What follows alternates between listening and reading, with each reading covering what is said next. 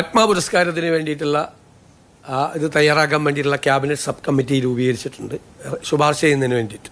കേന്ദ്ര ഗവൺമെൻറ്റാണ് നൽകേണ്ടത്, സ്റ്റേറ്റിന് ശുപാർശ ചെയ്യാൻ മാത്രമേ പറ്റുകയുള്ളൂ. ഹൈക്കോടതിയിലെ അഡീഷണൽ അഡ്വക്കേറ്റ് ജനറലായി അഡ്വക്കേറ്റ് മുഹമ്മദ് ഷായെ നിയമിച്ചിട്ടുണ്ട്. അഡീഷണൽ അഡ്വക്കേറ്റ് ജനറൽ ആയി അഡ്വക്കേറ്റ് മുഹമ്മദ് ഷാ നിയമിച്ചിട്ടുണ്ട്.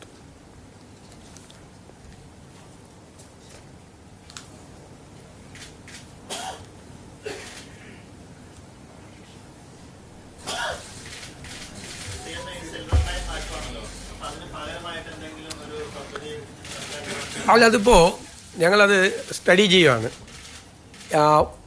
ഒരു സ്പീഡ് കോറിഡോറിന് പാരിസ്ഥിതികമായോ സാമ്പത്തികമായോ കേരളത്തെ ബാധിക്കാത്ത തരത്തിലുള്ള ഒരു അതിവേഗ ഇതിന് നമ്മളെതിരല്ല. നമ്മളിതിനെ എതിർക്കാൻ കാര്യം അതിനൊരു പ്രോപ്പർ DPR പോലും ഉണ്ടായിരുന്നില്ല. പാരിസ്ഥിതികമായ ദുരന്തമായിരുന്നു അത് നടപ്പാക്കിയിരുന്നെങ്കിൽ സിൽവർ ലൈൻ.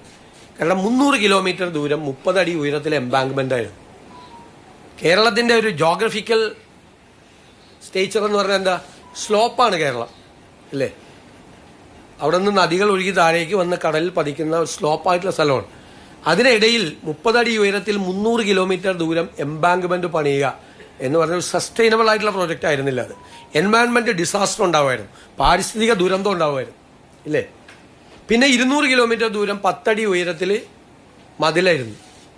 ഇപ്പോൾ മൺസൂൺ തുടങ്ങിക്കഴിഞ്ഞാൽ ട്രെയിൻ മാത്രമല്ല ബോട്ട് കൂടി ഓടിക്കായിരുന്നു. ആ സ്ഥിതിയാണ്. അത് നമ്മൾ വളരെ നന്നായി UDFൻ്റെ ഒരു സബ് കമ്മിറ്റി പഠിച്ച് UDFൽ കൊണ്ടുവന്നപ്പോൾ, എന്നിട്ട് ഞാൻ രണ്ടാമത് അത് കൊടുത്തുവിട്ട് എല്ലാ പാർട്ടികളും ഒന്നും കൂടി സ്റ്റഡി ചെയ്ത് വരാൻ. അങ്ങനെ ഞങ്ങൾ എക്സ്പേർട്സുകളുമായി സംസാരിച്ച് കേരളത്തിൻ്റെ വിവിധ സ്ഥലങ്ങളിൽ സിറ്റിംഗ് നടത്തി, railway experts, financial experts, environment എക്സ്പേർട്സുമായിട്ട് സംസാരിച്ചിട്ട് തയ്യാറാക്കിയ ഒരു റിപ്പോർട്ടാണ് നടപ്പാക്കരുത്. അതുകൊണ്ടാണ് പിന്നെ ഗവൺമെൻറ് അത് വഴിയിൽ ഉപേക്ഷിക്കുകയും ചെയ്തു. പക്ഷേ ആ നോട്ടിഫിക്കേഷൻ ഇപ്പോഴും അങ്ങനെ കിടക്കുകയാണ്. എന്നിട്ട് ശിക്ഷ പോലെ സമരം ചെയ്തതിനുള്ള പാവങ്ങൾക്കുള്ള ശിക്ഷ പോലെ ആ നോട്ടിഫിക്കേഷൻ വേണ്ടാന്ന് പദ്ധതി ഉപേക്ഷിച്ചു. ഒറ്റ ഓർഡർ ഇറങ്ങിയാൽ മതി ഡീനോട്ടിഫൈ ചെയ്യാൻ. അവർക്ക് ഒരു ഞാൻ പറഞ്ഞല്ലോ, മകളുടെ കല്യാണത്തിന് അല്ലെങ്കിൽ വീട്ടിലൊരു ആവശ്യത്തിന് ഭൂമി പണയം പോലും വെക്കാൻ പറ്റാത്ത പാവങ്ങളാണ്, കരച്ചിലാണ് എപ്പോഴും, സങ്കടങ്ങൾ. അപ്പോൾ ഞങ്ങൾ പുതുയുഗ യാത്രയുമായി പോയ സമയത്ത് അവരുമായിട്ട് ഞങ്ങൾ ഇൻട്രാക്ഷൻ നടത്തിയിരുന്നു. അത് പോയ ജില്ലകളിലെല്ലാം അവർ പരാതി പറഞ്ഞിരുന്നു.